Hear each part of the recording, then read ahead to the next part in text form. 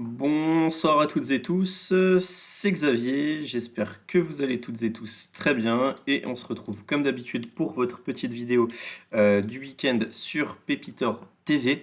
Alors, avant de démarrer, deux ou trois choses rapidement. Alors, je m'excuse pour la semaine dernière. Il n'y a pas eu il y a pas eu de vidéo. J'ai eu malheureusement un empêchement de dernière minute, mais je crois que Denis en avait parlé sur Twitter. Je sais plus. Bon, si jamais vous n'étiez pas au courant ou vous n'avez pas pu voir, euh, désolé pour ça. C'était vraiment dernière minute. Donc on n'a pas pu communiquer un petit peu plus à l'avance ou trouver une alternative pour pallier au manque de la vidéo sur la chaîne. Euh, deuxième petite chose, ça concerne le séminaire virtuel de Pépitor avec les interventions, avec l'intervention il y aura différents intervenants, dont moi, je crois qu'il y en a 8 en tout, qui aura lieu fin avril. Il reste encore des places, donc n'hésitez pas à vous inscrire. Surtout je m'adresse principalement aux personnes qui se reconnaîtront, hein, qui m'ont récemment envoyé un petit peu ces derniers temps, envoyé un petit peu des questions sur ma méthode, comment je m'y prends pour détecter les titres, etc., qui m'intéressent. Quels sont mes signaux? N'hésitez pas à aller vous inscrire. Donc sur le site de Pépitor, vous saurez tout. Je vous expliquerai, enfin, je vous donnerai beaucoup de détails sur ma méthodologie, comment je sélectionne mes titres, comment la mettre en œuvre, comment je peux dire, la ligne directrice de mon trading, le fond de mon trading, qui est en gros essayer de détecter et s'intéresser à des titres qui sont capables donc d'avoir des configurations techniques qui sont capables de gagner 20, 30, 40, 50% en très peu de temps et de manière assez linéaire pour optimiser son risque. C'est-à-dire que moins on passe de temps sur le marché et moins on risque forcément. Par rapport à ça, donc voilà, je pense que maintenant avec le temps, vous avez vu un petit peu de quoi je voulais parler, de quel type de configuration je voulais parler, de quel genre de titre je voulais parler, parce qu'on a quand même eu pas mal de réussites, il faut le dire, sur les derniers mois avec des sacrés hausses et des sacrées performances, des retech, des Lama Group, ce genre de choses où on a gagné des fois plus que 100% en quelques jours. Alors, je commence tout de suite la vidéo du week-end avec l'analyse du CAC 40 comme d'habitude. Alors, on a eu, pour recontextualiser, mais rapidement, parce que je pense que vous êtes déjà assez à jour par rapport à ça, on a eu un petit peu un mouvement spéculatif baissier sur la plupart des marchés mondiaux, dû au fait des craintes un petit peu sur le système bancaire. Alors, on a eu la première alerte avec la faillite d'une banque, la 18e plus grande banque des États-Unis, la Silicon Valley Bank. Ensuite, on a eu un petit peu des craintes au niveau du Crédit Suisse qui a été la semaine dernière. On savait que c'était une banque qui n'était pas très, comment je peux dire, c'était pas la plus belle banque du monde et ce depuis des années, une banque un petit peu en difficulté. Bon, ça c'est Crédit Suisse, donc c'est quand même des institutions assez prestigieuses, donc ça fait toujours, ça fait pas bien sur le papier quand on doit en parler en mal, quoi. Donc le Crédit Suisse qui s'est fait racheter par UBS pour éviter la contagion et pour essayer de calmer un petit peu l'incendie, donc il s'est fait racheter pour pas grand-chose. Et puis cette semaine, fin de semaine, là, ce qui explique la chute. On avait eu le rebond technique, hein, suite à ça, parce que bon, la news, le marché avait plutôt interprété que, comment je peux dire, les grands financiers de ce monde prenaient le problème à sa juste hauteur et essayaient d'y pallier le plus rapidement possible, enfin vraiment de s'y attaquer tout de suite sans tergiverser trop longtemps. Et puis là, enfin, donc on a eu le rebond technique, et puis fin de semaine, on a eu des alertes sur la Deutsche Bank. Donc là, par contre, c'est quand même 3 fois plus gros que le Crédit Suisse. Il faudrait pas trop que ça. Voilà, j'espère que ça en restera là. Mais ce serait une autre histoire encore s'il venait y avoir vraiment des difficultés. Donc en fait, ce qui s'est passé simplement, c'est qu'il y a eu un mouvement spéculatif sur l'assurance, le produit financier qui permet de s'assurer contre un défaut de la Deutsche Bank qui est parti en flèche. Donc il y a eu des alertes un petit peu sur le système bancaire. Deutsche Bank perdait 12, 13, 14% dans la journée. Et puis pareil, les bancaires françaises, on était, je crois, Société Générale et BNP à moins 6, moins 7 au plus bas de la journée. Donc voilà, ça c'était pour la contextualisation, pour poser le contexte au niveau des fondamentaux récents et des récentes news qui expliquent un petit peu comment je peux dire, le début de mouvement baissier, là, on peut appeler ça plutôt une consolidation encore à ce stade, hein. Je trouve que c'est assez sain, même si c'était assez violent avec des gros volumes. En tout cas, d'un point de vue purement technique, à ce stade, Assez mitigé quand même, la tendance assez dégradée. Pourquoi? Parce qu'on a eu le croisement baissier ici entre les M7 et les M20 et surtout le rebond technique qu'on a eu, on a réussi à reprendre la M7, on a fait un gap aussi au-dessus de la M7.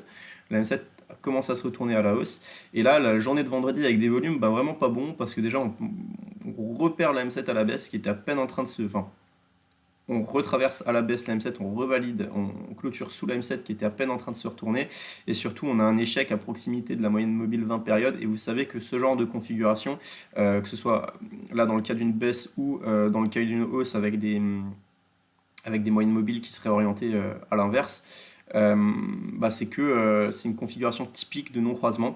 Et vous savez que le non-croisement M7-M20, qu'il soit à la baisse ou à la hausse, hein, si vous suivez les vidéos depuis un moment, vous savez que c'est un pattern qui est très puissant du coup dans un sens comme dans l'autre. Et si on partait sur un, vous voyez ce que ça donne ici, non-croisement baissier, là ici en M7-M20, on a eu la fausse cassure de la M20, on est reparti tout de suite derrière, et après en ligne droite, entre les plus hauts du rebond et les plus bas, on a perdu 10% en 2 semaines sur les indices. Donc là, on est vraiment typiquement dans le pattern, attention au non-croisement baissier M7-M20 qui pourrait être en train de se mettre en place. Là, le plus probable, c'est qu'on vienne tester, je pense, la zone des 6900, voire peut-être même 6800 points, qui est quand même, il faut le dire, le support horizontal clé. Enfin, ça c'est clairement un gros support horizontal. Là, les 6800 points, c'est clairement une grosse zone. Et par contre, on pourra parler comment je peux dire, on pourra sans doute avoir un petit peu plus peur si on venait à casser les 6800 par le bas, parce que derrière le prochain support, ce serait à mon sens, hein, le prochain gros support, la zone des 6400 points. Voilà, et alors maintenant désormais, hein, pour repartir à la hausse, je pense qu'il faudrait réussir à reprendre la M20 et les 7200 points. Voilà pour le CAC 40 et mon avis pour les prochaines semaines. Ensuite, malgré ça, et c'est ce qui est intéressant, et c'est pourquoi j'aime ce genre de marché, c'est que on a un marché small, enfin en tout cas moi depuis le début de l'année, un marché qui me réussit très très bien. Je suis sur des très grosses performances depuis le début de l'année. Et du coup, bon, comme je vous partage quand même pas mal des valeurs que je suis, j'imagine que vous aussi, sur certaines valeurs, vous arrivez quand même à prendre certains trucs et que ça vous aide à améliorer forcément votre performance derrière. En tout cas, le fait est que en fait, bon, moi, le CAC 40, c'est pas comment je veux dire, c'est dans ma manière de trader, c'est pas un absolu, quoi. Qu'il y ait le CAC 40 qui baisse, qui monte, que ce soit 2-3%, voilà, moi ce qui m'intéresse, évidemment ça donne une ligne directrice, mais ce qui m'intéresse c'est plus, ça va plus être des fois même quand le CAC 40 est à -3, je vais m'intéresser à la valeur ou les deux valeurs qui sont en train d'exploser, complètement indépendamment de l'évolution du CAC et pour des raisons qui leur sont propres, encore ça faut réussir à aller les chercher. C'est pourquoi par exemple cette semaine on a eu un bon CAC qui n'était pas au beau fixe depuis 10 jours et puis moi j'ai tradé une valeur je vous présente, qui s'appelle Madvertise. Alors Madvertise c'est exactement ce que fait la boîte, je sais pas. Par contre, il y a eu un super communiqué au niveau des résultats annuels du groupe et c'était évident que par rapport au communiqué qui venait de sortir, la valeur était sous-valorisée. En plus de ça, on a le PDG du groupe qui est un peu pumpé sur les réseaux sociaux parce qu'il est actionnaire de son truc et qu'il a dit ouais, incroyable que mon groupe soit si peu valorisé, ça vaut 4 fois ce que ça vaut. Et puis bon, c'est parti en ligne droite, mais vous voyez qu'il y avait l'occasion de rentrer. Et moi, pour tout vous dire, ce que j'ai fait, c'est que bon, j'en ai pas parlé, je l'ai fait pour moi. Après, vous croyez pas, c'est pas ça, je m'en fiche. Euh, donc c'est juste pour vous expliquer. Ce que j'avais fait, c'est que j'avais vraiment surveillé la valeur. Toujours compliqué de rentrer sur un gap aussi à +20. Et puis là, dans cette journée de mardi, il y avait la zone des 1 euro qui avait plusieurs fois bloqué. Plusieurs fois dans la journée. Et puis bon, une fois, j'étais juste rentré à 0,99 en mode si ça part, ça part. Si ça tient pas, je sors en clôture. Et puis derrière, c'est parti et ligne droite. Et entre-temps, j'ai revendu. Puis maintenant, j'ai un petit reliquat qui tourne. Vous voyez, hein, j'ai réussi à rentrer sur la journée à, c'était quoi? Moi je suis rentré à 1 euro, on était à 0,99 centimes, on était à plus 67% sur la journée. Donc ça, premier abord, on peut dire c'est risqué, mais si derrière on a le plan et que c'est une valeur qu'on a un petit peu observée, voilà. Ensuite, alors l'intérêt maintenant sur ce genre de valeur, sur ce genre de titre, ce qu'on va chercher à faire, parce que j'ai un petit reliquat, mais c'est un titre qui va m'intéresser forcément, hein, au vu des volumes et au vu de la hausse. Je sais que c'est un titre quand il va consolider, ça va payer parce que c'est un titre qui intéresse le marché en ce moment.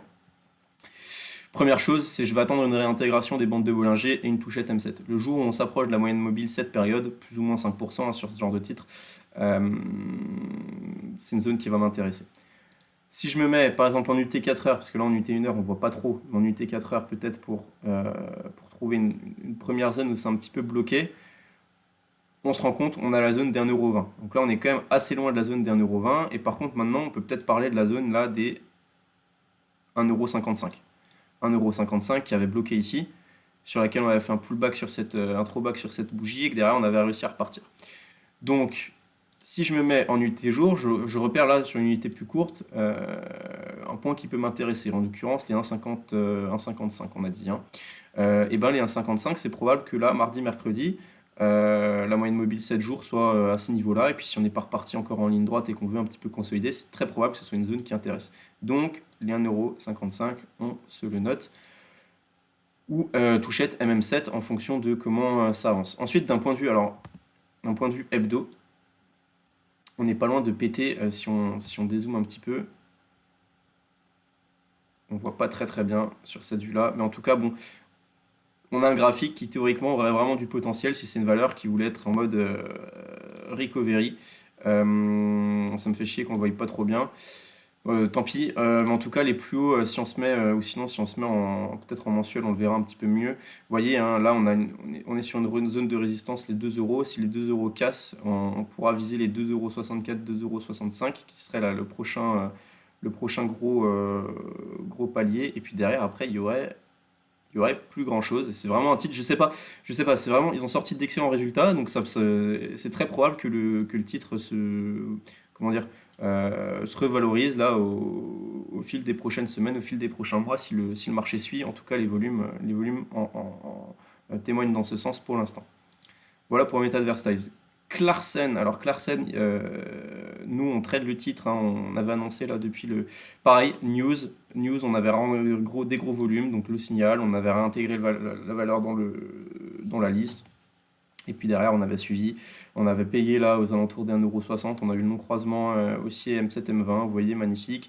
Là il y en a un deuxième qui est en train tranquillement de se mettre en place, on avait plusieurs fois euh, parler pareil, passage des 2,35€ qui pourrait amener un nouveau signal.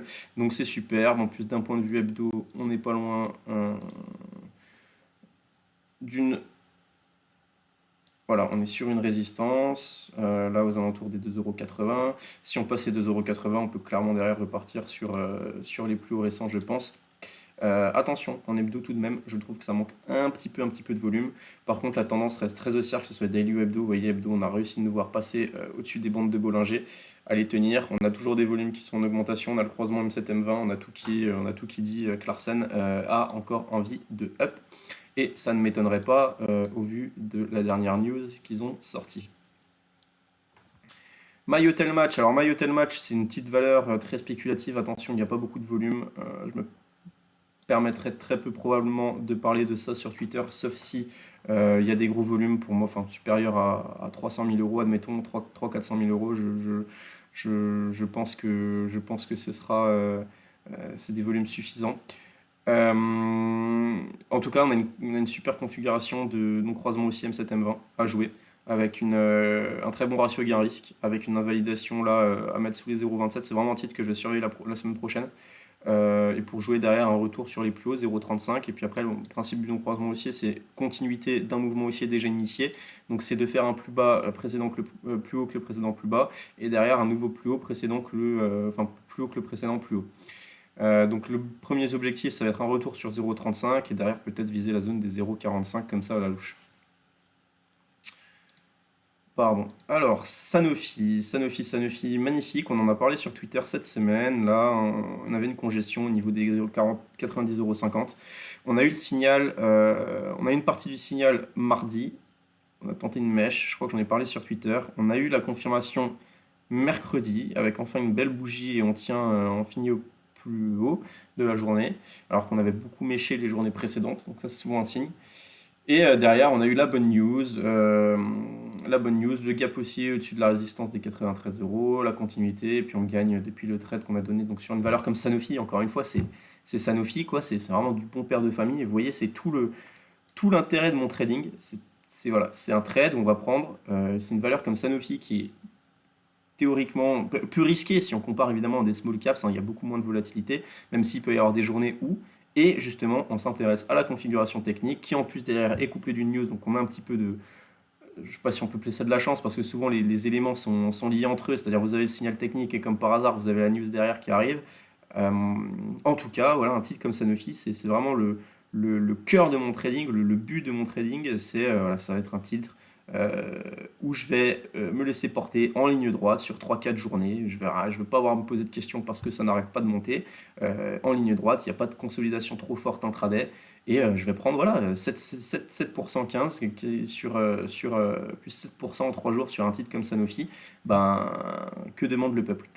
Donc là, bien sûr, d'un point de vue plus technique, c'était le petit aparté sur ma méthode de trading, c'est on va viser, moi je vais viser à titre perso la zone des 100 euros, et puis après je garderai un reliquat pour viser les plus hauts historiques et voir plus derrière sur dépassement. Je répète, Sanofi, c'est une belle valeur à mon sens, c'est assez faiblement valorisé si on compare par rapport au secteur des big pharma et surtout d'un point de vue purement technique, vous prenez les big pharma aux US, la plupart évoluent aux alentours des plus hauts historiques, évoluaient récemment aux alentours des plus hauts historiques, là où Sanofi était à 20-25% sous ses plus hauts historiques.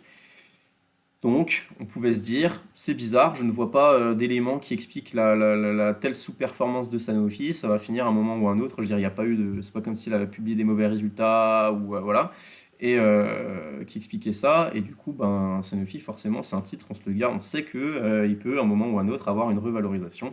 Et puis là, ça semble très bien parti, il y a des beaux volumes, une grande chance qu'on aille aux alentours des 100, 101 euros assez rapidement.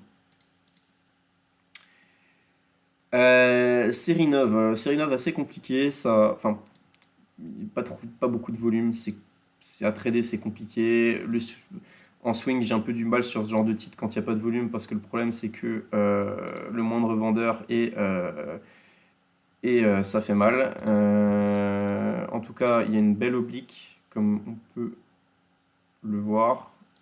Voilà, on va tracer ça comme ça. On a un support oblique haussier. On a dans les cours qui. Alors, on n'arrive pas, on a du mal à passer cette zone-là des 2,10 €. Je pense que si on arrive à valider au-dessus des 2,10 €, on pourrait peut-être repartir direction. Donc, ça serait le signal. Mettez-vous une alerte au-dessus de 2,10 € pour retourner sur les 2,32 €. Et derrière, voir plus, hein, faire des nouveaux plus hauts. En hebdo, ça reste très propre. Vous voyez on-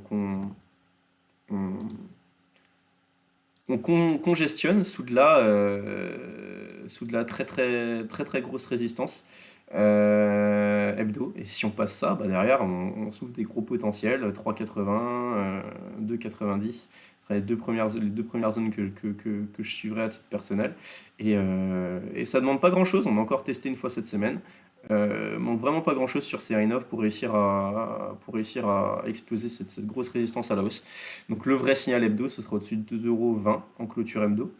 Pareil, mettez-vous une alerte. Je pense que c'est un titre qui ne demande qu'à exploser, qui m'apparaît très faible au vu de la valorisation, au vu des perspectives et des derniers communiqués. Mais c'est ça qui est intéressant, c'est que c'est le cas de beaucoup de très small caps, de très petites caps. Et bah, c'est des titres, quand on s'y prend bien et qu'on a un plan bien ficelé, on peut vraiment gagner beaucoup rapidement. Tout l'intérêt de ce que je fais et de ce que j'essaye de vous proposer comme d'habitude. Donc série 9, on se la note pour les semaines à venir. Eritech Pharma. Alors Eritech, oula, je zoome. Alors Eritech, on en parle depuis un moment. Vous savez que nous, on avait réussi à prendre un super trade là, toute la hausse ici. On avait quasiment acheté au plus bas du mouvement. Et on avait identifié, alors la dernière fois qu'on en a parlé, on avait identifié cette première zone de support sur laquelle il y avait eu un. Ah purée, pourquoi tu veux juste pas me prendre? Bon, c'est pas grave. Ouais, cette zone de support sur laquelle derrière on avait eu un premier rebond technique et cette zone de résistance désormais les 0,95. Ensuite, on on a eu la période un petit peu relou, un petit peu chiante sur le CAC 40, là où on a cherché à se faire peur. On a cassé ce support des 0, c'était combien on va dire 0,75 à la baisse, on est venu faire une mèche sur le gros support des 0,68 et on rebondit en ligne droite depuis, et puis surtout on s'approche de la grosse résistance des 0,96. Ce qui est intéressant sur Eritech, c'est que pareil, c'est un titre qui est sous-valorisé en ce moment. Pourquoi? Enfin, qui est sous-valorisé. C'est toujours difficile à dire parce que c'est une biotech, mais pourquoi c'est un titre qui doit vous intéresser? Parce que déjà, on a un regain de volume. Ensuite, on vient de rebondir sur une grosse zone de support. Donc là, là où étaient les acheteurs. Évidemment, acheter maintenant, c'est un petit peu compliqué. Il vaudrait mieux attendre un passage au-dessus de 0,96. Mais pourquoi c'est probable que ça se passe? Parce que vous avez la configuration technique idéale et vous avez aussi les fondamentaux derrière qui poussent un petit peu. Pourquoi? Parce qu'il y a 2 jours, Eritech Pharma annonçait annonçait des résultats pour, je sais plus, juste faisait un point sur les activités et la trésorerie et annonçait à fin décembre 38 millions de trésorerie, donc c'est-à-dire un chèque en banque de 38 millions d'euros pour une valorisation boursière actuelle de, je crois que ça doit être 25 ou 26 millions d'euros. Donc faites le calcul, déjà il y a un problème. Ensuite, par contre, on peut entendre l'argument de oui, c'est une biotech, ça crame du cash. Alors oui, sauf que si vous suivez un petit peu Eritech, vous savez que ils ont beaucoup restructuré, ils ont arrêté plein de développements ces dernières années et ces derniers mois parce que ça marchait pas, donc ça consomme quasiment plus rien en l'état actuel des choses. C'est juste les fonds de roulement, payer les salaires, mais je veux dire, il n'y a plus d'études, il n'y a plus ce cash burn, ce qui coûte très cher à une biotech, c'est de payer les études.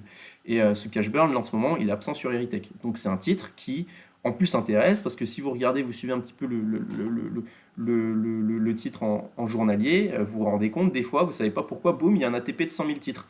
Donc il y a un mec qui lâche 80 000 balles comme ça du jour d'un coup en une minute sur le titre, et ça bouge pas tant que ça. Et puis après, bon, ça passe, ça passe, ça passe, et puis boum, de nouveau un ATP de 80 000 titres. Et ainsi de suite. Et donc moi je suis persuadé, Eritech, là c'est une belle configuration, on peut se mettre une alerte au-dessus de 96. Si ça passe 96, on aura bon, les volumes, je pense ils sont en train d'arriver. On aura la cassure de la résistance horizontale et puis on aura aussi la sortie des bandes de Bollinger. Donc vous savez qu'une configuration typique que j'apprécie, avec en plus un croisement haussier M7-M20 et derrière on peut très bien retourner sur 1,20€, voire 1,30€, voire plus en hebdo, ça dit pas grand chose à part qu'il y a un petit peu des volumes et qu'on a tranquillement repris la moyenne mobile cette période, cette semaine. Donc voilà, Eritech à suivre pour la semaine prochaine. Mettez-vous une alerte. Pareil, j'ai publié sur Twitter. Moi, c'est un titre au-dessus de 0,95, 0,96. Ça va vraiment m'intéresser. On voit, hein, la zone n'est pas anecdotique. Hein, vous voyez ici, c'est le bas du gap d'août 2022. Ici, on a retravaillé. Ici, on a retravaillé la zone. Si on passe, ça peut accélérer très fortement. Une autre biotech, Abionyx, on en avait parlé il y a quelques semaines aussi, qui a réussi à passer, donc je crois qu'on parlait de 2,05€, 2,06€, qui a fait le signal, elle est passée 2,05€, 2,06€, il y a eu des volumes, elle sort tranquillement des bandes de Bollinger, les moyennes mobiles sont en train de partir à la hausse. Par contre, il va y avoir une grosse zone de résistance là au niveau des 2,30€, si on passait 2,30€, il y aurait ce serait peut-être un autre signal d'achat pour ceux qui ont loupé celui des 2,05€. Ensuite, perso, c'est un trade que j'ai pas pris, que j'ai suivi, que j'ai regardé de loin. Par contre, en hebdo, c'est intéressant. En hebdo, c'est super intéressant. Config très très intéressante. Pourquoi? Parce qu'on avait des bandes de Bollinger serrées. On est en train d'en sortir par le haut avec des volumes. Elles commencent à s'écarter et on est au-dessus des moyennes mobiles. Et en plus, on clôture au-dessus de la bande de Bollinger. Et si on fait la plus grosse clôture là, hebdo, on clôture au plus haut depuis le début de l'année. Donc là, Eritech, vous voyez, hein, techniquement, on a une zone, là, une grosse zone là, entre 2,20 et 2,30. Si on passe de 20 2,30, on peut accélérer et peut-être retourner sur la zone des 3€, voire un petit peu plus assez rapidement. Donc pareil, titre à surveiller très très près. Tout simplement un triangle haussier là, et on est en train d'essayer de chercher à en sortir par le haut avec des volumes. Donc Eritech à suivre. Allez, on accélère un petit peu. Ipsen, il n'y a pas grand chose à dire, à part que peut-être que le titre, non, même pas trop, j'allais dire, est venu chercher un support intermédiaire, mais au final, non, il a cassé par le bas. Alors là, ce qu'on va attendre, je vais plus, pour moi, un prochain support vraiment technique assez visible, ça va être, on n'y est pas encore, ça va être la zone des 96-95€. Si c'est un titre qui peut vous intéresser, pouvez mettre une alerte. Et par contre, sinon, le signal haussier qu'on va chercher à attendre pour se positionner sur le titre, ça va être la cassure des 110-111 euros et derrière on pourra ramener sur les 120 je pense assez rapidement. Donc le plan il est là et à ce stade c'est un canal, on se met une alerte en bas, on achète en bas ou alors on achète sur signal quand ça casse par le haut. Ipango, très très décevante depuis un moment maintenant. La dernière fois qu'on en a parlé, elle échouait à repasser par le haut la résistance des 2 euros. Depuis, elle a perdu quasiment 50% en ligne droite parce qu'elle est revenue quasiment sur 1 euro. 1 euro, voilà, la zone des 1,10 €, 1 euro. Si elle a même tapé 1 euro là, jeudi dernier. Donc, bah, grosse zone de support.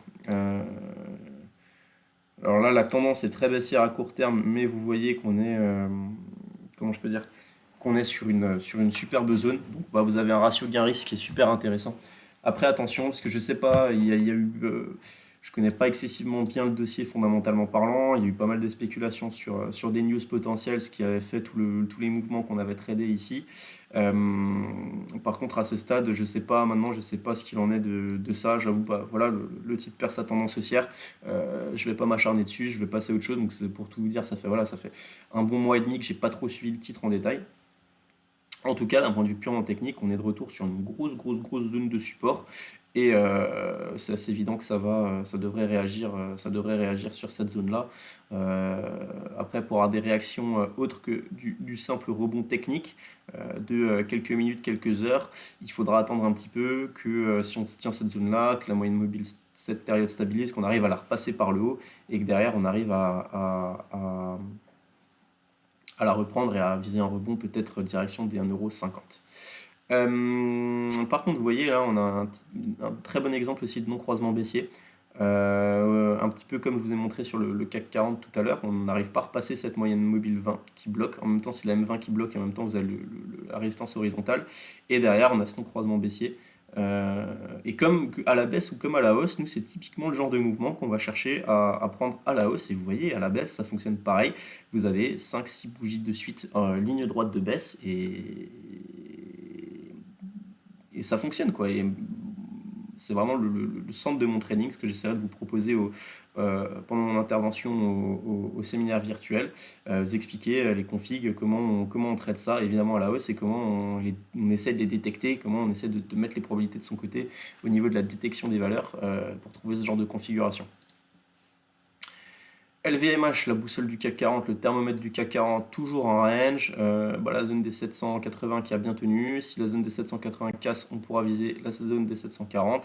Sinon, signal haussier au-dessus de 830 euros. Stellantis, pareil, on avait échoué bon, là sous les plus hauts historiques, on avait bien consolidé, la tendance est assez dégradée à court terme. Moi, ce que je vais vraiment viser, une superbe point d'achat, là, ce sera la zone des 15 euros. Si on revient sur 15 euros, 15,50 €, ce sera un superbe point d'achat, je pense, pour viser derrière du rebond technique, une reprise des moyennes mobiles et un retour sur les plus historiques. Stellantis a quand même publié d'excellents résultats cette année, les meilleurs de son histoire. Il y a, pour là, ça fait 7-8% et demi de dividendes quasiment. Rendement intéressant. Valeur intéressante, valeur très bien gérée. Et puis bah, si le marché voulait nous donner l'opportunité, là si on pouvait, si on avait encore le CAC qui baissait de 2,5-3%, là, qui revenait sur les 6800, voire un petit peu en dessous, peut-être qu'on aurait nos 15 euros sur Stellantis et qu'on aurait un très très bon point d'achat. Monakea, alors Monakea Tech, il se passe pas grand chose sur le titre ces derniers temps, il n'y a plus trop de volume, par contre, d'un point de vue technique, c'est assez intéressant. On est sur un plancher là, à très court terme, au vu de la construction récente du titre. Donc un ratio gain-risque intéressant pour spéculer sur un potentiel rebond technique, une reprise des moyennes mobiles, avec un ratio gain-risque super intéressant parce que sous 0,55, 0,54, vous savez que vous pouvez invalider votre trade et sinon on peut viser peut-être 0,65 en cas de rebond technique. Eramé. Alors, attention, Eramé, on a violemment cassé l'oblique haussière qui cadrait un petit peu la tendance haussière sur le titre depuis les plus bas là, d'octobre dernier. On l'a cassé à la baisse. Encore une fois, l'analyse technique c'est magique. Pourquoi? Parce que ici, encore une fois, on voyait le point parfait sur l'oblique. Derrière, on reprenait 20% en ligne droite. On vient, on travaille, on la casse, on fait un pullback dessus, là, la bougie de mardi, et on ne repasse pas au-dessus. Donc l'ancienne résistance, l'ancien support est devenu résistance. Et puis on revient sur cette zone-là des 86 euros. Alors là, on a 91, mais la zone des 88-86, si on revient dessus, qui est un gros support, comme vous pouvez le voir, on l'a pas encore testé parfaitement. Mais moi, c'est, je pense, une zone qui va m'intéresser. Euh, une zone qui va m'intéresser. Par contre, attention derrière, c'est le CAC 40. Si on revenait sur cette zone, je pense que ça correspondrait à un CAC 40 qui revient sur 6800. Indépendamment des news qui peuvent être propres à Eramet, etc. Je parle purement comment je peux dire, du lien entre l'évolution de certaines valeurs et disons que si vous avez le CAC 40 qui est fait -3% et que Eramet, il n'y a eu aucune news, bonne ou mauvaise, bah il y a des chances qu'elle fasse -5 quoi. Et donc dans ce cas-là, si elle revenait sur 85-86, il y a un très bon point d'achat je pense pour jouer derrière un rebond technique, retour sur M7, voire retour sur la zone des 95. On n'y est pas encore. Et par contre, attention, si le CAC venait à casser les 6008 pour retourner, on l'a vu, direction 6004, 6003, il y aurait de grandes chances qu'Eramet casse aussi les 85 et que derrière, on puisse diriger vers les 75. NJ. Alors, ce qu'on peut dire sur NJ, pareil, c'est qu'il y a à mon sens, il y a un joli support oblique haussier qui cadre bien la tendance haussière du titre depuis les plus bas post-invasion de l'Ukraine par la Russie de l'année dernière.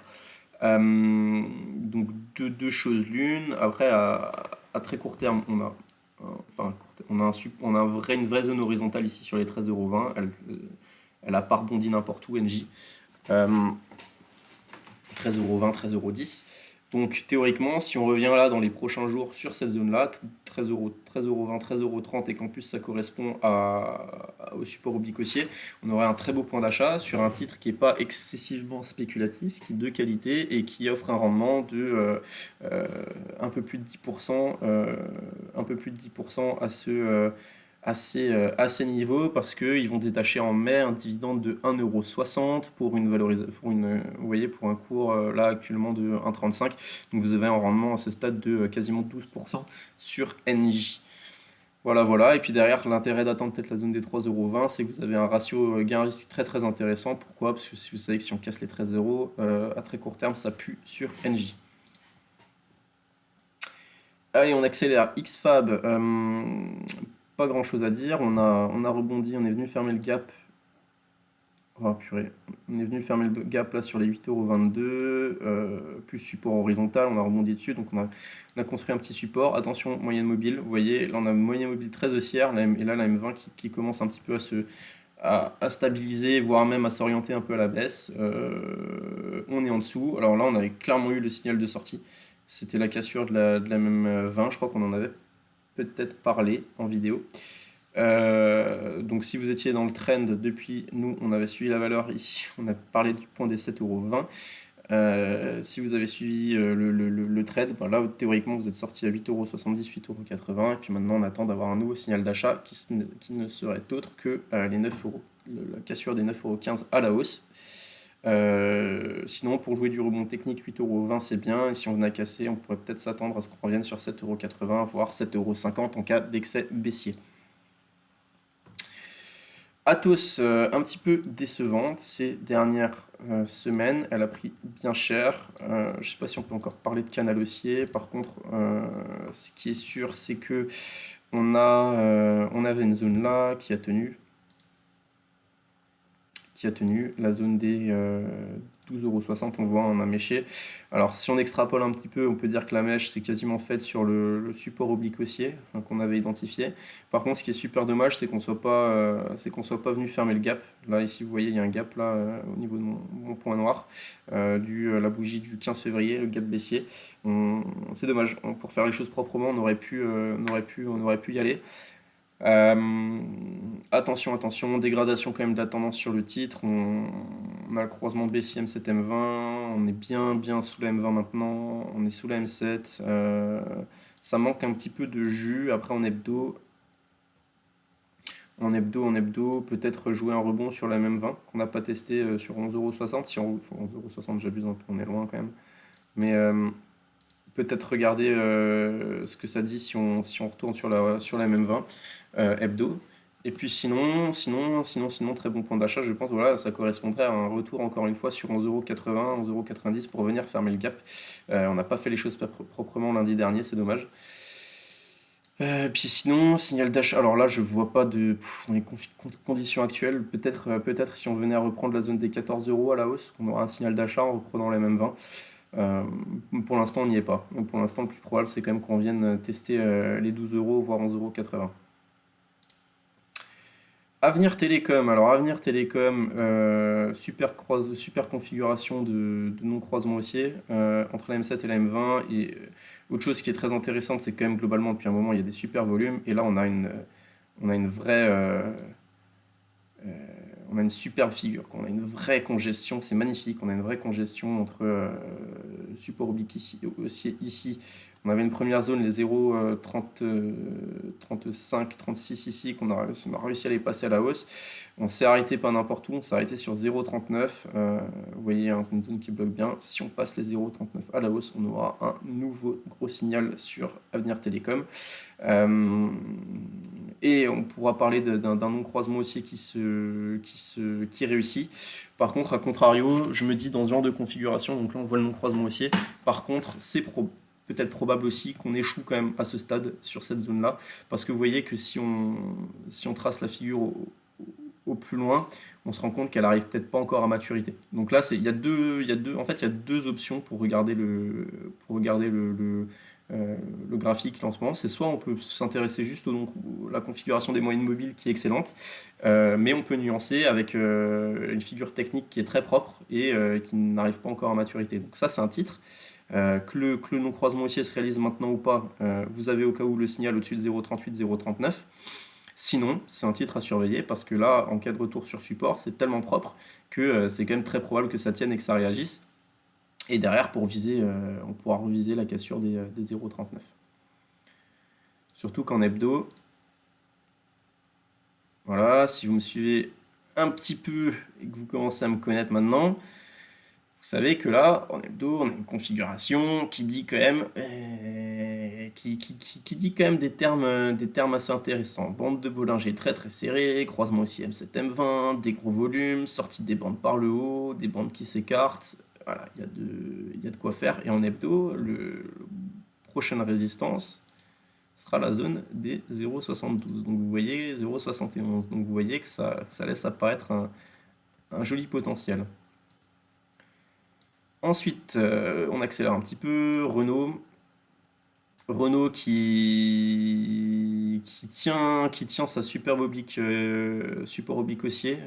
C'est fait peur un peu cette semaine, mais ça tient. Ça tient, et en plus ça tient aussi un support horizontal là, la zone des 35 euros. Donc 35 euros à ce stade, plutôt un point d'achat. Attention, si on a clôturé sous 34, même très beau point d'achat.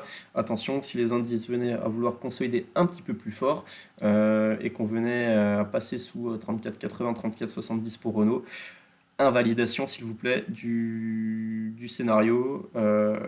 Voilà, là à ce stade, c'est plus jouer comment je peux dire, le fait, anticiper le fait que le titre va peut-être se stabiliser sur support pour derrière, avant de se relancer.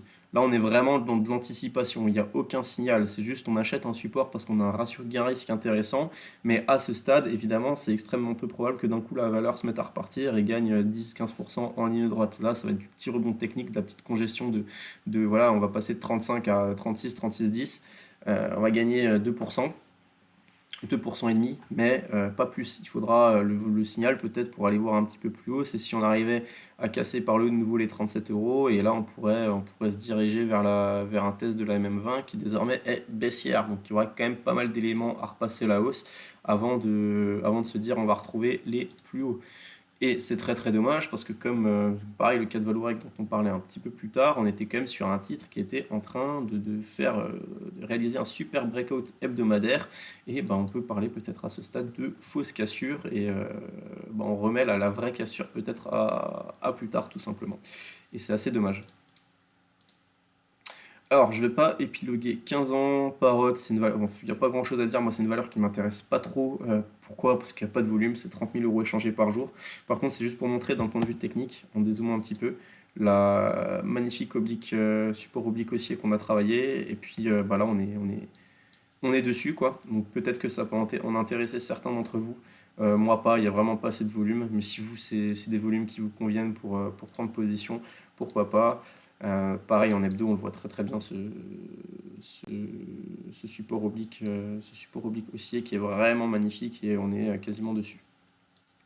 Donc théoriquement, point d'achat intéressant. Allez, on accélère un petit peu. Médincelle qui fait plaisir en ce moment, même si elle a du mal quand même à tenir ses hausses. C'est-à-dire que c'est toujours ce qui est très intéressant sur le titre, hein, c'est que et ce qui est surtout très positif, c'est que vous avez ce qu'il faut se dire pardon, pour jouer le titre en mode trend following sur un petit peu plus de temps que simplement un swing de quelques jours. Avec le temps, vous savez que c'est une valeur, voilà, elle va up pendant 2 3 jours, elle va tout reperdre en un, elle va repartir, etc. etc. C'est assez.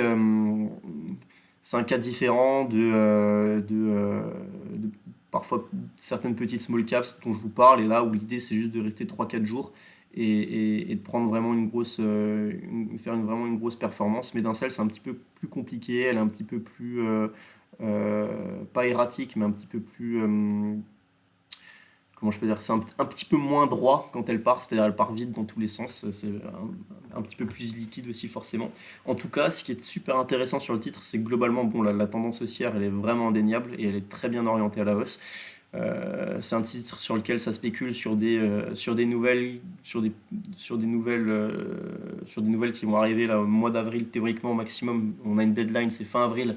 Et sur les biotech, vous savez que quand on a une deadline, bah, plus on s'approche de la deadline, plus ça va spéculer. Donc pas pour ça que ça m'intéresse. Attention, news, ça reste une biotech. Bonne news égale gap haussier, mauvaise news égale gap baissier de 20-30%.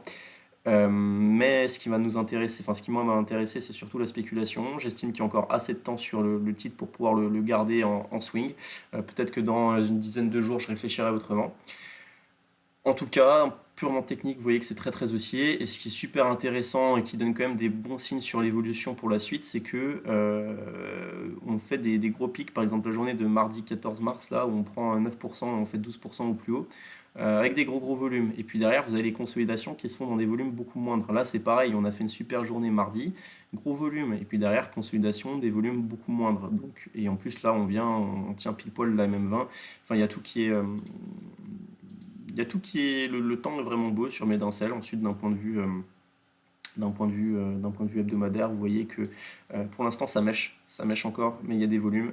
Et puis le jour où ça va partir, ça va vraiment partir. D'un point de vue vraiment hebdomadaire, le pivot, ça va être cette zone-là, euh, la zone des 10 euros, 10 euros 20, sur laquelle on est, je pense, pas loin de réussir à aller. Pour l'instant, on bute encore sur cette zone des 9 euros en hebdomadaire. NFL Biosciences, NFL, pas grand chose à dire. Peut-être là on est en train de travailler un petit support, mais moi elle va vraiment m'intéresser si elle revient sur 2 euros à ce stade, hein, si elle revient sur 2,40 €. 2,40 €, elle m'intéressera vraiment. Là, à ce stade, elle m'intéresse pas. Peut-être qu'elle pourra sinon m'intéresser dans le cas d'une hausse si elle repassait les moyennes mobiles 7 et 20 à la hausse et peut-être la zone des 3 euros. Tac, tac, tac. Valourec, pas grand chose à dire, c'est dommage, c'est dégueu. Bon, les deux secteurs qui se font un peu allumer, là, atomiser en ce moment, c'est les bancaires et l'énergie, pétrole, tout ça. Pourquoi? Parce que si les bancaires vont mal, crainte de récession, et si crainte de récession, enfin, si récession, bah, le pétrole, c'est pas. Voilà, c'est pas connu pour être des valeurs résilientes en temps de récession, bien au contraire. Euh, Dommage, on a échoué sur les plus hauts, on a échoué vraiment à passer ces 15 euros là à la hausse. On fait une ligne droite de baisse, on casse le canal haussier qu'on avait beaucoup travaillé ces derniers temps à la baisse. Puis là-bas, pour moi, il va y avoir des zones horizontales qui peuvent tenir, la zone des 10, peut-être la zone des 9,50 €. Moi, ce que je vais vraiment chercher du coup désormais à observer, ça va être, je me place en hebdo pour que ce soit un peu plus visible, ça va être on va se dire, bah, en fait, juste le cassure à la hausse de la figure ou à la baisse est remise à plus tard. Et puis, bah, désormais, moi, ce que je vais attendre et observer, c'est un retour sur cette oblique baissière qui cadre, en fait, qui cadre la figure hebdomadaire là, sur 3 ans. Et pareil, le jour où ça casse à la hausse, l'objectif, ça va toujours être le même, ça va être de venir sur la zone des 19 et fermer le gap là qu'on avait laissé ouvert ici en 2020, je crois. Voilà, en mars 2020, au moment du Covid. Alors, Lama Group, un petit peu baisse de volume en ce moment, baisse de régime. La semaine dernière, elle a bien rebondi de nouveau dans cette zone d'1,40 € qu'on avait identifié depuis un beau moment. Euh, Là, les configurations sont pas, enfin, en tout cas, moi, dans ma manière de trader, c'est plus. Vous voyez, c'est un titre que je surveille, mais ça fait 3 semaines que je ne l'ai pas touché parce que les configurations techniques ne me plaisent pas. Ne me donnent pas assez de signes par rapport à comment je fais et par rapport à ce que je sais faire. Quoi qu'il en soit, bon, la zone des 1,40 € en support. Et puis sinon, si on revenait, il y aura un très bon point d'achat si on se faisait de nouveau un petit peu plus peur et qu'on voulait revenir sur les 1,20 €, 1,25 €. Sinon, pareil, comme pour Vallourec, on observera en cas de mouvement, en cas de fort mouvement baissier, on observera là un éventuel retour sur 1,15 et un 10 1,15 et le support oblique haussier qu'on avait dessiné ici. Par contre, je pense, signal d'achat, là, en cas de cassure des 1,90 € à la hausse. Pourquoi? Parce qu'on a bien congestionné en dessous ces derniers jours. Et en plus, en cas de cassure, on reprendrait la M20 à la hausse. Et surtout, on aurait probablement la M7 qui se retournerait. Donc, en théorie, on relancerait le mouvement, pourrait relancer un mouvement haussier. En hebdo, ça reste OK. On voit la zone, hein. On voit clairement la zone des 1,40 €, 1,50 € qu'on est en train de tenir. Vous voyez, hein. On fait pas de clôture en dessous, on fait des mèches, mais bon, ça c'est les aléas sur les valeurs très spéculatives qui bougent beaucoup. On tient la M7. Il y a quand même là, il y a des éléments qui disent que ça va probablement repartir la semaine prochaine. Donc Lama à suivre. Lama à suivre au-dessus de 1,90, on a dit. Au-dessus de 1,90, ça pourrait être sympa. Et puis attention, en cas de clôture, soit 1,50 €. Allez, on approche, on approche, on approche. DroneVolt, alors DroneVolt, pour l'instant, on ne touche plus. Pourquoi? Parce que on pouvait là, ça fait un moment qu'on pouvait spéculer sur un potentiellement croisement M7 M20. On a eu une première alerte là avec cette bougie qui était vraiment dégueulasse. On a fait une première clôture sous M20 avec une mèche. Derrière, on a réussi à reprendre en ligne droite à gagner, je crois, voilà, on gagnait 22%. Le lendemain, on arrive à encore tenir la M7. Pardon, on échouait sur la M7, mais on arrive à tenir la M20. Et puis là, on a eu deux alertes coup sur coup. Enfin là, c'est vraiment la config est vraiment plus bonne. Config est vraiment plus bonne. Je m'attendrais même vraiment, hein, là, on va avoir une zone dessus. Oula, ah, j'ai ma plateforme. Non, c'est bon. On va avoir une zone de support entre voilà, cette zone-là. Cette zone-là, alors c'est assez vaste, hein, parce qu'on parle de 0,23, 0,023, 0,019, mais malheureusement bon, c'est un titre qui vient de prendre 300% en ligne droite, donc même plus. Donc forcément les zones sont plus larges quand on parle de zones. En tout cas, moi ça m'intéressera de nouveau peut-être si on revient aux alentours des 0,20 à ce stade, ou alors si on arrive de nouveau à reprendre la même 20, que la M7 se réoriente à la hausse, et il y aura peut-être quelque chose à faire en cas de passage au-dessus des 0,0297. Alors, Égide a échoué cette semaine à repasser au-dessus des 0,95. Vous voyez que la tendance à très court terme est assez dégradée parce qu'on est sous la M20, on est sous la M7. Par contre, on est en train de travailler. On tient une petite zone là de 0,85. Donc, on a une zone qui est intéressante sur 0,85. Si 0,85 venait à céder. Donc, ce que je veux dire, c'est que là, vous avez un ratio gain-risque intéressant, pardon, même si pour jouer du rebond technique, voire anticiper, spéculer sur un retournement de tendance et des moyennes mobiles, ce qui n'est pas quelque chose que j'aime vraiment faire.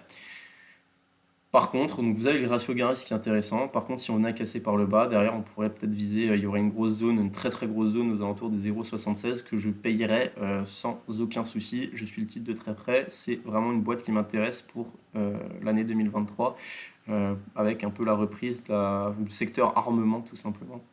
Après, un point de vue hebdo, malheureusement, on n'a pas réussi à tenir la même set cette semaine. Innate Pharma. Alors, Innate Pharma qui est en train de revenir sur un point d'achat super intéressant, 2,50 €. Alors, Ce sera court, hein, évidemment. La tendance va pas se retourner comme ça du jour au lendemain parce que là, ça reste baissière sur les 2 derniers mois. Par contre, ça va être un gros support, donc c'est probable qu'on vienne le tester une fois. Rebond technique, peut-être direction des 2,75 €, qu'on revienne dessus. Je vois mal là maintenant cette zone-là cassée, quoi, d'un coup, franchement. Je pense que ça va tenir un petit peu. Je pense que ça va travailler et que ça va être un point pivot pour essayer derrière de relancer une tendance haussière. Pourquoi? Parce que si on est à le casser par le bas, l'objectif ce serait de revenir fermer le gap ici à 2,10 € et du coup d'effacer toute la hausse et toutes les super news qu'a sorti Innate ces 6 derniers mois. J'y crois vraiment pas à ce stade. Il faudrait vraiment qu'on ait des indices qui dégueulent très profondément ou alors que le titre sorte une mauvaise nouvelle. En tout cas, ça peut être une opportunité. Ça peut être une super opportunité pour ceux qui ont loupé les news et puis après la spéculation sur le partenariat avec Sanofi, etc., etc. Technip Énergie, on s'est fait peur aussi. On s'est fait peur hier, vendredi, parce qu'aujourd'hui on est samedi, je tourne. On s'est fait peur hier. On a fait une mèche là sous la zone des 18,60 €. Encore une fois, bon, moi je parle de support ici à 17,90, mais vous avez une autre zone là, vous voyez, 19, voilà, 19,20 €, 19 € qui tient pour l'instant.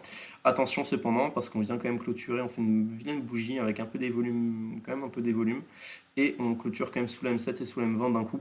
Donc à voir, lundi ça va être vraiment une journée, si on tient peut-être 19,30, 19,40, on pourra envisager derrière un rebond, revenir sur 21 €. Et par contre derrière, si on casse là les 20,90 €, 21 €, signal d'achat quoi.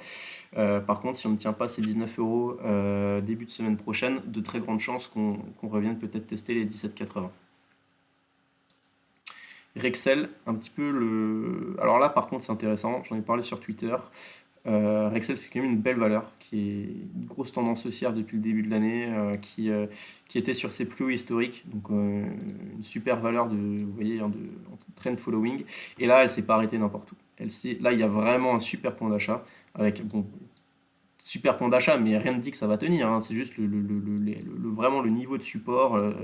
Quand vous voyez un support horizontal, vous avez niveau de solidité, niveau point pivot, etc. Vous avez, je sais pas, entre 0 et 10, bon, ouais, entre 5 et 10. Là, on est sur du 10 sur 10. Si là, c'est pas un point d'achat, je ne sais pas ce que c'est.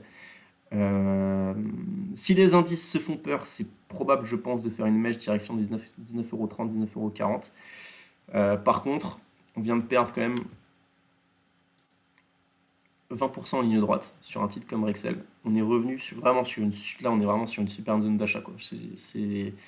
Moi j'en ai un petit peu à titre personnel, j'en ai acheté là aux alentours des 20,20 € pour commencer une ligne.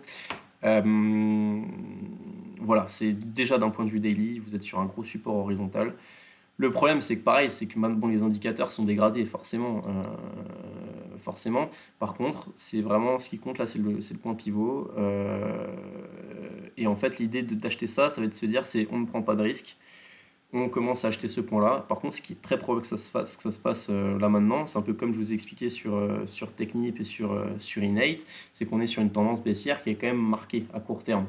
Donc vous allez avoir du petit remont technique, du travail là entre peut-être 20,20 € et 20,80 €. Par contre, ça va pas commencer comme ça se retourner du jour au lendemain. Ça va prendre du temps. Ça va peut-être stabiliser pendant une dizaine de jours, le temps que les moyennes mobiles redescendent, qu'elles s'aplatissent, qu'elles soient plus facilement passables à la hausse. Et derrière, peut-être qu'on va pouvoir repartir. En tout cas, on se le note, Rexel est sur un super point d'achat, pareil en hebdomadaire, on ne rebondit pas n'importe où, le support est évident et en plus ça correspond aussi à la MM20 hebdomadaire comme vous pouvez le voir ici. SO, très très décevante. Très très décevante. Bon, les craintes sur les bancaires ont pas aidé, pardon. Le titre perd 25% en ligne droite. Et on arrive sur un support oblique haussier. Attention au volume descendant. Donc là, la journée de lundi, mardi, ça va être capital parce que faut que ça tienne. Si ça ne tient pas, ça va être compliqué. Et derrière, l'objectif, ça va être pareil de stabiliser pour réussir à relancer la machine. Dommage, le titre a vraiment déçu suite aux résultats annuels. On a vraiment un dividende anecdotique, enfin 2 euros par titre, alors que tous les concurrents proposent, donc ça fait quoi, 5% de rendement, alors que c'est un peu plus, alors que tous les concurrents proposent enfin, Total Gabon, qui a annoncé l'année dernière en septembre, qui avait fait 30 euros de dividendes, plus de 30 dollars de dividendes, ça représentait, ou pardon, 55 dollars de dividendes, ça représentait plus de 30% de rendement. Enfin bon bref, et du coup bah, SO qui a évidemment fait des résultats exceptionnels, bon ça tout le monde le savait, le marché le savait, encore une fois ne récompense pas ses actionnaires et c'est pour ça que le titre patine tellement en bourse. Et enfin on termine avec CrossJect. CrossJect c'est la déception des derniers temps. Là on était sur les plus hauts récents, on était en train de se dire attention si on passe... Mais c'est aussi ça comment je peux dire, c'est aussi ça l'intérêt de la SD et de vraiment se mettre des si. C'est-à-dire, nous, on avait clairement dit au-dessus de 5 euros. Le titre n'a pas passé les 5 euros. On n'a pas eu le signal d'achat. Et puis, il vient de perdre. Donc pour ça, a toujours écouté son plan. Il vient de perdre 30% en ligne droite. Il est venu fermer son gap là des 3,80 €.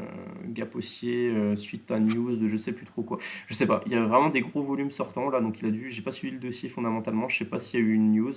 On a même cassé l'optique haussière là, qui cadrait un petit peu la hausse du cours depuis septembre dernier. Bon là, clairement, le prochain zone de support, ça va être les 3,20 €. On n'y est pas encore.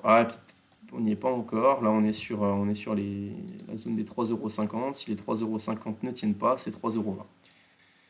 Là, on aura peut-être un très très beau point d'achat sur le titre, à voir. Je ne sais pas s'il y a eu des news, il faudra suivre ça de près.